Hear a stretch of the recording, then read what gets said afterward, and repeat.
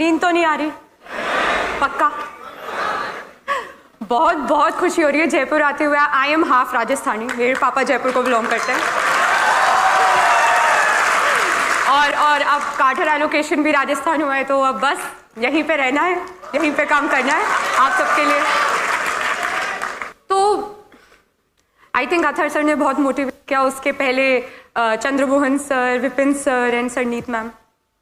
Civil services हम जब भी सोचते हैं तो बहुत सारी चीजें, अच्छा लाल बत्ती, अच्छा रुतबा है, अरे वाह, इतनी रिस्पेक्ट मिलेगी, एक ग्लैमर भी है, और हम इन सब चीजों से अट्रैक्ट हो जाते हैं कि यूपीएससी की तैयारी करेंगे, सिविल सर्विसेज देंगे। पर ये जो पूरी जर्नी होती है ना प्रिपरेशन की, ये सबको पता ही है काफी मुश्किल होती है। और फिर अगर इन्हीं चीजों से मन भरता है तो 5-10 दिन बाद ये सब चीजें आपको मोटिवेट ही नहीं करेंगी, और फिर आप क्या सोचेंगे, जब रोज पढ़ना पड़ेगा 10-10 घंटे, हमसे नहीं हो पाएगा। ऐसे वैसे काफी सारे लोग प्रिपरेशन कर रहे होंगे already. How many of you feel हमसे नहीं हो पाएगा? ये फीलिंग आती किस किस को है? अरे सच बताओ, किस किस को लगता है कि हर दूसरे तीसरे दिन ऐसे ख्याल आता है, नहीं हो पाएगा, बहुत मुश्किल है, हमसे नहीं हो पाएगा?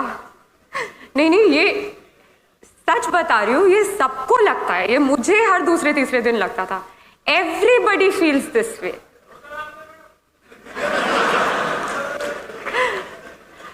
क्योंकि ये एग्जाम इतनी कॉम्पिटिटिव है, इसमें हर फील्ड से स्टूडेंट्स बैठते हैं, इतनी ज़्यादा पढ़ाई करनी पड़ती है। ये वाजिब है कि आपको हर दूसरे तीसरे दिन लगेगा कि बहुत मुश्किल है। तो हर दिन अपने आप को कैसे मोटिवेट करें, कैसे अपने आप को याद दिलाते रहें कि नहीं, सिविल सर्विसेज करनी है, मुझे आज 9-10 घंटे पढ़ना है, कैसे कैसे अपने आप को पुश करते रहें। वो तभी होगा अगर हम ये जो लाल बत्ती, रुतबा, इन सब से हटकर एक्चुअली जो ग्राउंड रियलिटी है कि सिविल सर्विस क्यों करना है, क्यों सिविल सर्वेंट बनना है, अगर वो एक्चुअली जो वो विजन है, अगर हम उस पर फोकस करें, तो ही हर सुबह आप उठेंगे और फिर से वो रूटीन फॉलो करेंगे 10-10 घंटे पढ़ने वाला।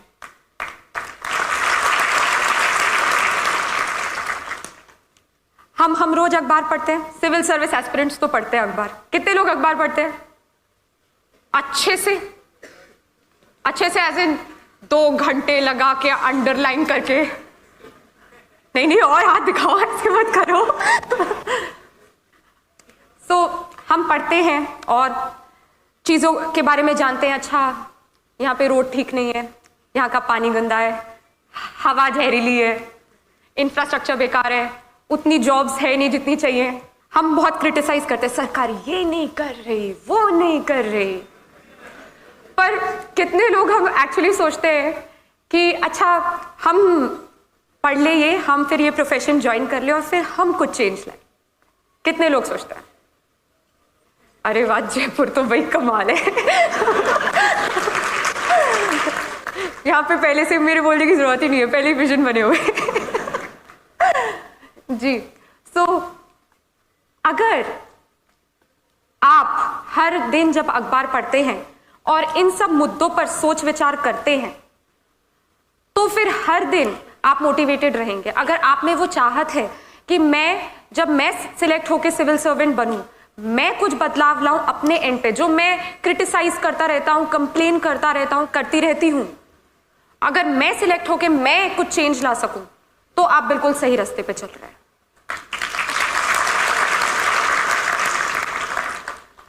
मैं आपके साथ एक इंसिडेंट शेयर करूंगी। मैं रिसेंटली हैदराबाद में थी। वहां पे I met a lady officer. She has also got selected along with me this time. उनकी स्टोरी एक्चुअली बहुत हार्ट टचिंग थी, टच्ड माई हार्ट। तो इनकी शादी बहुत जल्दी कर दी गई, और इवन शादी के पहले जब ये अपने पेरेंट्स के साथ रहती थी, तो इनके साथ बहुत डिस्क्रिमिनेशन हुआ, इनके भाइयों को ज़्यादा एजुकेशनल अपॉर्चुनिटीज़ मिली और इनको एकदम, जैसे वो मुझे बता रही थी कि इनको कुछ नहीं समझा। फिर इनकी शादी करा दी गई। शादी करा दी गई तो हस्बैंड ने कुछ नहीं समझा, इन लॉज ने कुछ नहीं समझा। उनका बहुत मन था कि वो सिविल सर्विसेज एग्जाम दे, पर कोई सपोर्ट ही नहीं था। यहाँ पे हम बात करते हैं काफ़ी लोगों की कि चलो हालात ठीक नहीं थे बट फैमिली सपोर्ट था, कोई ना कोई था तो गाइड करता रहा, सपोर्ट करता रहा और इसलिए सक्सेस मिल गई। ये एक ऐसी कहानी है जहाँ सर्कमस्टेंसेस भी फाइनेंशियल इतने अच्छे नहीं थे और कोई सपोर्ट ही नहीं था और इनका बहुत मन था कि सिविल सर्विसेज करना है, तो कैसे भी लड़ झगड़ के फर्स्ट अटेम्प्ट दिया, नहीं हुआ। एंड पेरेंट्स ने बहुत सुनाया, इन लॉज ने बहुत सुनाया, हस्बैंड का तो कोई सपोर्ट ही नहीं था, पर इनमें बहुत चाहत थी कि नहीं, मैं देश के लिए कुछ करना चाहती हूँ, मुझे सिविल सर्विसेज करना है, मुझ में वो पैशन है। इन्होंने दूसरा अटेम्प्ट दिया, फिर भी नहीं। तीसरा अटेम्प्ट दिया, फिर भी नहीं हुआ। रिश्तेदार पता ही कैसे होते हैं, सुना के उनको इतना परेशान किया। उनका हस्बैंड उनसे अलग रहने लग गया। फोर्थ अटेम्प्ट दिया, फाइनली हो गया, इंडियन फॉरेन सर्विस। एंड हम इस फायर, इस पैशन की बात कर रहे हैं जो चाहिए इस एग्जाम को क्लियर करने के लिए। इतनी हिम्मत चाहिए कि चाहे कोई भी ऑड हो, कोई भी कठिनाई हो, कोई भी डिफिकल्टी हो, आप कर सकते हैं। देखिए, ना ही वो कोई रईस खानदान से थी और फैमिली सपोर्ट नहीं था, हस्बैंड आपसे अलग रहने लग गया। सोचिए किस परिस्थिति में दिया, और चौथे अटेम्प्ट में। तो ये this is the passion we are talking about. Michael Phelps का नाम सुना है आप सबने? तो बीजिंग ओलंपिक्स जब हुए थे, उसके जस्ट आप समझ लीजिए 1-2 महीने पहले की बात होगी, उनका एक्सीडेंट हुआ। डॉक्टर ने बोला कि उनका शायद राइट हैंड इंजर हो गया था and he said, doctor said that I don't think अभी आप यूज राइट हैंड से कर पाएंगे, कि ज़्यादा चोट लगी है। ही सेड तो क्या हुआ, पैर तो है। And then he went on to win 8 medals in Beijing Olympics. So कितनी मुश्किलें आती हैं, कितनी परेशानियां आती हैं, पर अगर वो दिल और दिमाग में है कि नहीं करना है तो करना है, और लोग फिर करके दिखाते भी हैं। सिविल सर्विसेज, जैसे कि मैंने कहा कि काफ़ी मुश्किल परीक्षा होती है, देश की सबसे कठिन परीक्षा होती है। इतने सारे लोग बैठते हैं, हर दूसरे दिन मैंने बताया ऐसा लगता है हमसे ना हो पाएगा। तो ये जो मेंटालिटी है, इसको टैकल करने के लिए आपको सबको अपने लिए वो एक वजह ढूंढनी है। वो एक वजह ढूंढनी है कि आपको वो क्या चीज़ मोटिवेट करती है, क्योंकि आएंगी सबके जीवन में किसी ना किसी प्रकार की कोई ना कोई डिफिकल्टी, कोई ना कोई परेशानी आएगी। कभी कुछ हो जाएगा, कभी आपके पास वो मीन्स नहीं होंगे, कुछ ना कुछ होगा। बट अगर वो एक सोच है आपके दिमाग में, तो वाकई आप फिर आपको कोई रोक ही नहीं सकता। इस परीक्षा में जैसे कि 3 भाग होते हैं, प्रीलिम्स, मेंस एंड इंटरव्यू। काफ़ी लोग मुझसे पूछते हैं कैसे प्रिपेयर करें, फर्स्ट स्टेप क्या होता है प्रिपरेशन का।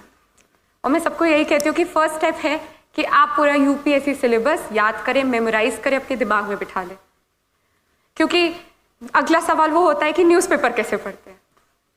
न्यूज़पेपर ऐसे पढ़ते हैं कि जब आपके दिमाग में वो पूरा सिलेबस बिल्कुल छपा हो, तो जब आप अगले दिन अखबार पढ़ेंगे तो ऑटोमेटिकली आपका खुद दिमाग बोलेगा, अच्छा ये मेरे एग्जाम से रिलेटेड है क्योंकि ये सिलेबस टॉपिक में था, अच्छा ये नहीं है क्योंकि ये सिलेबस टॉपिक में नहीं था। तो सिलेबस याद करना बहुत ज़्यादा इंपॉर्टेंट है, क्योंकि वो आपको अपडेटेड रखेगा। कुछ भी आपके अराउंड हो रहा होगा, आप जब भी अखबार पढ़ेंगे, न्यूज़ देखेंगे, रेडियो पे कुछ सुनेंगे, इंस्टेंटली आप कनेक्ट करेंगे कि ये मेरे एग्जाम के लिए कैसे रेलेवेंट है। ये जो प्रीलिम्स है, मेंस है, इंटरव्यू है, ये तीनों इंटरलिंक्ड हैं, ये अलग नहीं है। प्रीलिम्स आपका बेस बनाएगा, मेंस में आपको अपने बारे में बताना है, इन द सेंस कि आपके क्या ओपिनियंस हैं, आपके क्या सोच विचार हैं मुद्दों पर। वो आपसे आपका ओपिनियन कमेंट पूछेंगे कि आप बताइए आप क्या सोचते हैं इस इशू पे। हाँ, और इंटरव्यू तो क्या बताऊँ, सबसे सबसे डरावना मोमेंट होता है लाइफ का। यूपीएससी इंटरव्यू आपको वो अच्छी तरीके से हर तरीके से ग्रिल करेंगे।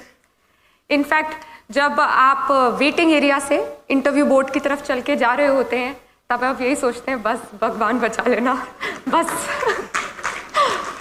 पर जब आप बोर्ड के इंटरव्यू रूम पे नॉक करेंगे और वो आपको बोलेंगे यस कम इन, और फिर आप बोलेंगे गुड मॉर्निंग मैम सर जो भी है, तो वो जो आपको हल्की सी स्माइल देंगे उसके बाद फिर लगता है चलो ठीक है, अभी मरने वाले नहीं है, अभी जिंदा रहना है।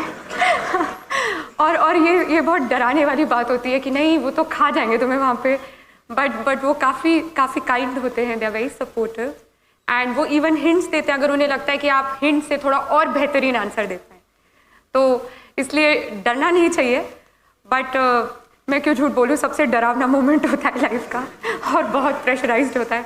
बहुत तरह तरह के लोग भी देखने को मिलते हैं। अथर सर ही मुझे बता रहे थे कि जब वो लोग वेटिंग एरिया में बैठे थे तो एक महाशय खड़े हुए, उनका नाम कॉल आउट हो, उनकी चांस आई, तो खड़े हुए और डिओड्रेंट निकाला और यूँ पूरा तो बहुत देखने को भी मिलता है। पर ये जो परीक्षा है ये ना ही आपकी सिर्फ एक नॉलेज बेस बढ़ाएगी, ये आपको पूरी तरह एक नया इंसान भी बना देगी। क्योंकि ये जो मेहनत के 2 साल आप देंगे यूपीएससी की परीक्षा के लिए, ये आपको सिखा देगी कैसे कम सोना है, कैसे हर चीज़ सैक्रिफाइस करनी है, कैसे आप डिसिप्लिन्ड होना है। डिसिप्लिन मतलब हर दिन वो ही स्केड्यूल फॉलो करना, सुबह 8 बजे से लेके रात के 8 बजे तक की पढ़ाई करना। तो ये जो डिसिप्लिन है, कैसे सिंसियर रहना, कैसे फोकस रहना, कैसे दोस्तों को मना करना भी आ जाएगा। लोग बोलेंगे चलो मूवी देखने, नहीं मुझे यूपीएससी की पढ़ाई करनी है। सो ये लाइफ चेंजिंग एक्सपीरियंस होता है और ये आपको बहुत कुछ सिखा देता है। जो मुद्दे चल रहे हों आपके आसपास देश विदेश में, आप इतना पढ़ेंगे उन पे कि आपके ओपिनियंस बनने लग जाएंगे कि नहीं ये गलत है, ऐसा होना चाहिए, या ये सही है, ये बिल्कुल ठीक हो रहा है। तो ये इसको एक अपॉर्चुनिटी की तरह भी देखिएगा कि आप जब इस एग्ज़ाम के लिए पढ़ रहे हैं तो ना केवल आप सिर्फ अपनी नॉलेज बढ़ाएं, बट अपने आप को एज अ पर्सन भी डेवलप करें। क्योंकि वो सिर्फ पढ़ाकू लोग नहीं चाहते, वो ऐसे लोग चाहते हैं जो आराम से अपनी दिल की बात व्यक्त कर पाए, जो एक लीडर बन के सारी सेक्शंस ऑफ सोसाइटी को साथ लेके आगे बढ़ पाए, जो बहुत कंपैशनेट हों, जो सेंसिटिव हों, जो भारतीय संस्कृति को समझते हों। तो ये एग्ज़ाम सिर्फ एक नॉलेज एक्वायरिंग एग्ज़ाम नहीं है, ये एग्ज़ाम आपको एज एन इंडिविजुअल भी चेंज करती है और आपको एक अपॉर्चुनिटी की तरह से देखना चाहिए कि आप कैसे एक बेहतर रिस्पॉन्सिबल सिटीजन बन पाए। तो ये पूरी फिलॉसफी है इस एग्ज़ाम की।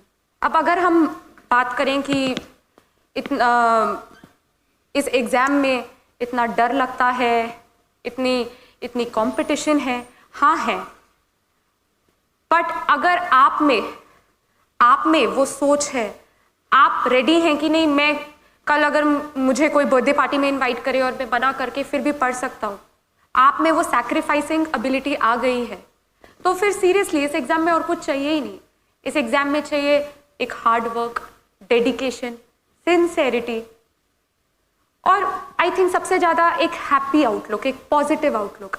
हम लोग सोचते हैं कि यूपीएससी की पढ़ाई बस कमरा बंद करके बैठना है, सुबह 4 बजे उठना है, भगवान की पूजा करनी है, ये है वो है, ये सब तो ठीक है, बट इससे ज़्यादा इम्पॉर्टेंट है कि आप एक बहुत ही पॉजिटिव पर्सन बने रहें पूरे वो 2 साल।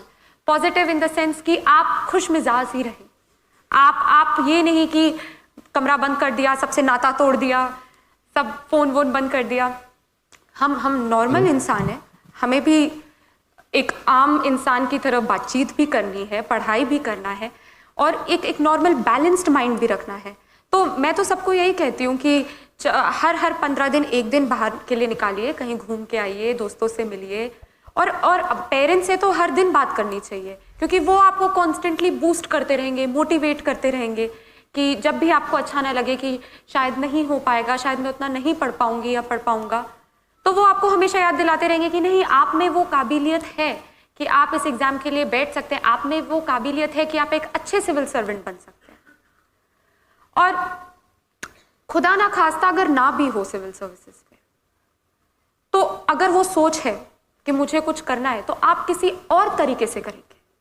और वाकई अगर एक दरवाजा बंद होता है दूसरा खुलता है, और अगर एक चीज हासिल ना हो तो हमेशा याद रखिए भगवान ने आपके लिए और बेहतरीन चीज रखी है।